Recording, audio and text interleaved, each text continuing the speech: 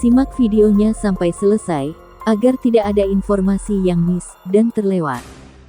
Maka kata Rasulullah, blok Rum akan mengajak kalian melakukan perjanjian damai.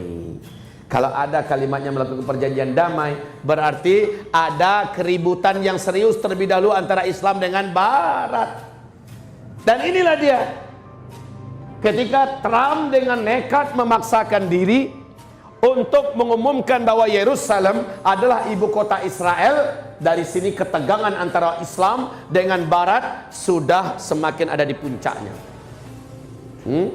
Sombongnya Amerika, angkuhnya Yahudi, inilah akhir daripada masa-masa jaya mereka. Tak lama lagi insya Allah umat Islam yang militan dari seluruh dunia akan Allah kumpulkan di sana di bawah bendera Imam Al-Mahdi. Lalu akhirnya Israel dihilangkan dari peta dunia. Setelah itu, setelah Israel habis, Al-Mahdi, maaf sebentar ada yang terputus tadi. Ketika Al-Mahdi diajak bergabung oleh Barat, ngapain? Memerangi blok timur. Lalu kalian, kata Rasulullah, akan memerangi blok timur, musuh bersama kalian. Rusia, Cina, India, Iran, dengan semua kekuatan-kekuatan lainnya sebelah timur, yang akar akidah mereka hampir sama. Ini yang menjadi musuh bersama, dan Allah akan menangkan kamu melawan mereka. Nah, setelah kemenangan ini, di A'maq atau di Dabiq, kaum salib mengibarkan bendera. Bendera yang sangat besar, naik ke atas bukit sambil mengibarkan bendera, naik ke atas bukit. Apa katanya? Yahya salib, Yahya salib. Dalam hadis bahasanya begitu ya. Artinya apa? Perang besar ini dimenangkan oleh salib. Perang besar ini dimenangkan oleh salib. Kurang ajar. Dia mengumumkan bahwa kemenangan itu karena kemenangan salib. Maka marahlah beberapa batalion dari pasukan-pasukan utama Imam Mahdi. Lalu terjadilah pertempuran. Pertempuran ini dengan cepat dikalahkan pasukan Rum yang ada. Lalu diculiklah, ditangkap dan ditawan orang-orang terbaik dari kalangan mereka. Selama jadi tawanan, mereka ternyata tersentuh Islam dan masuk ke dalam Islam. Lalu merekalah yang akhirnya menjadi mata-mata, membongkarkan rahasia-rahasia pasukan salib. Dan merekalah yang dikhawatirkan oleh pasukan salib yang besar ini. Maka mereka datang membawa 80 bendera. Untuk apa? Meminta agar serahkan kembali tawanan-tawanan perang yang kalian tangkap dari pasukan kami. Lalu orang-orang yang sudah masuk Islam dari pasukan kami yang kalian tawan, ternyata ditawan oleh kaum muslimin, tawanan ini masuk Islam. Dan setelah masuk Islam, merekalah yang menjadi manusia-manusia terbaik untuk menghancurkan dan memberikan, membocorkan, membeberkan seluruh seluk-beluk kekuatan Barat. Dan ini sangat mengkhawatirkan. Sebagaimana mereka juga bisa menginfiltrasi pasukan Romawi kembali. Jadi mereka minta, serahkan pada kami, kami mau bunuh mereka. Apa kata para mujahidin di bawah pimpin Imam Mahdi? No way. Kami tak akan serahkan saudara kami yang sudah beriman. Maka mereka menantang, jika kamu tidak serahkan, perang antara kita. Disitulah dia bermulanya kisah Malhamah Al-Kubra, Armageddon. Maka kata Rasulullah sallallahu alaihi wasallam, jadi demikian, dengan singkatnya demikian ya. Maka kata Rasulullah sallallahu alaihi wasallam, awas ya, saya memang cerita perang, tetapi ketahuilah kualitas manusia yang ada di sana, kata Rasulullah, mereka adalah orang-orang beriman terbaik yang ada di seluruh negara di muka bumi. Mereka berdatangan ke sana. Apakah di antara mereka ada di sini? Allahu a'lam. Syaratnya mereka fanatik dengan gaya hidup para sahabat, ahli Quran. Salat berjamaahnya dia jaga 5 waktu di masjid, nggak mau dia melepaskannya selama-lamanya. Ahli tahajud. Mereka sangat cinta dengan Islam dan membuktikan cinta itu dengan bela Islam setiap ada momen dan kesempatan. Mereka berkorban dengan hartanya, mengorbankan waktunya, bahkan siap mengorbankan darahnya. Mereka nggak banyak ngomong. Sementara akhlak mereka nampak seperti akhlak generasi terbaik dalam Islam. Ini ciri-ciri orangnya. Padahal bibir dan lidahnya senantiasa, kedua telapak tangannya senantiasa menengadah ke langit, minta izin kepada Allah, panggil hamba ke Syam ya Allah, panggil hamba ke Syam, gabungkan hamba ya Allah dengan para mujahidin terbaik di Syam. Ketahuilah zaman ini, fase keempat ini kata Rasulullah, fa'alaikum bil jihad.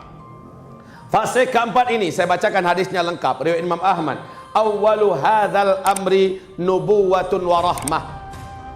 Urusan ini dimulai dengan kenabian dan itu adalah rahmat kata Nabi. Summa yakunu khilafatan wa rahmah. Lalu berlanjut dengan kekhalifahan dan itu adalah rahmat. Summa yakunu mulkan wa rahmah. Lalu berlanjut dengan kerajaan-kerajaan. Jadi khilafah dengan sistem kerajaan. Ini paling lama tadi ya. Warahmah itu juga rahmat. Dan di hadis yang riwayat Imam Ahmad dinyatakan sahih oleh Syekh Ahmad Syakir, tidak ada lagi khilafah Islamiyah, tidak ada lagi kekuasaan Islam di muka bumi. Inilah fase keempat. Tapi pada fase ini masih wujud thumma takunu imarah warahmah. Kemudian bermunculanlah imarat-imarat. Kita dengar imarat Kaukasus, imarat Mali, imarat Islamiyah yang ada di Afghanistan. Kita dengar imarat-imarat Islamiyah bermunculan di mana-mana. Tapi tidak ada yang berhasil menguasai dunia, hanya sebatas teritorial saja. Kayak di Afghanistan sampai sekarang masih eksis. Kayak di Yaman sekarang masih eksis, ya. Tapi tidak mampu berkembang. Tapi itu adalah rahmat, menunjukkan masih hidupnya ruh iman dan jihad. Lalu kata Rasulullah SAW, fa'al thumma yatakadamuna alaihi takadumal humur. Lalu setelah itu penguasa-penguasa yang menguasai negeri-negeri muslim, termasuk rakyat muslim dari umatnya, yatakadamuna alaihi takadumal humur. Pada saat itu mereka akan saling berlomba-lomba memperebutkan kekuasaan dan jabatan, seperti kuda-kuda jantan yang kelaparan memperebutkan makanan. Inilah dia zaman kita, berebutan kekuasaan. Termasuk di Arab Saudi sekarang. Betul? Perebutan kekuasaan. Thumma yatakadamuna alaihi takadumal humur. Maka kata Rasulullah, fa'alaikum bil jihad. Di hadis yang lain, fa'alaikum bil ghazwi wal jihad. Pada masa itu kata Rasulullah, kalian harus hidupkan jihad. Ini fase keempat. Ini hadis Nabi. Kalau ada yang keberatan silakan demo Rasulullah. Kalau dia tidak setuju, jihad-jihad apa ini Ustaz? Ini adalah fase jihad. Dan jihadnya sebelum fisik adalah jihad politik, jihad media, jihad pendidikan, jihad ekonomi, jihad budaya, jihad pemikiran, jihad ideologi, jihad apapun yang bisa. Sekarang ini adalah masanya fa'alaikum bil jihad. Tapi kata Rasulullah, wa inna afdala jihadikum ar-ribat. Pada fase keempat ini, dari seluruh jihad-jihad yang ada, jihad yang paling utama, jihad yang paling tinggi, jihad yang paling hebat adalah jihad yang ada ribatnya. Nah, ribat ini hanya sebuah istilah dalam perang fisik.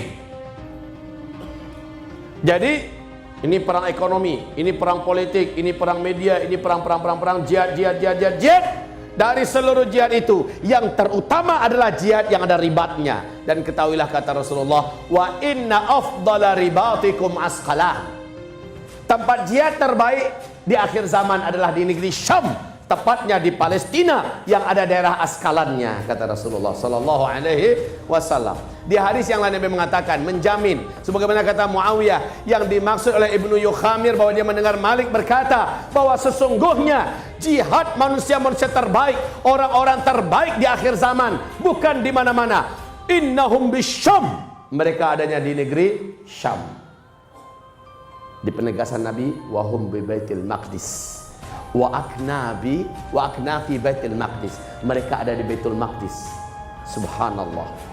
Jadi kaum muslimin, orang yang sedang berperang sekarang di negeri Syam, siapa yang berani mengatakan bahwa mereka adalah para pecundang, bahwa mereka adalah kaum Khawarij selain ISIS? Siapapun yang berani mengatakan bahwa mereka adalah orang-orang yang ambisius dengan kekuasaan, mereka adalah buat dan sebagainya, semoga Allah busukkan mulut orang itu.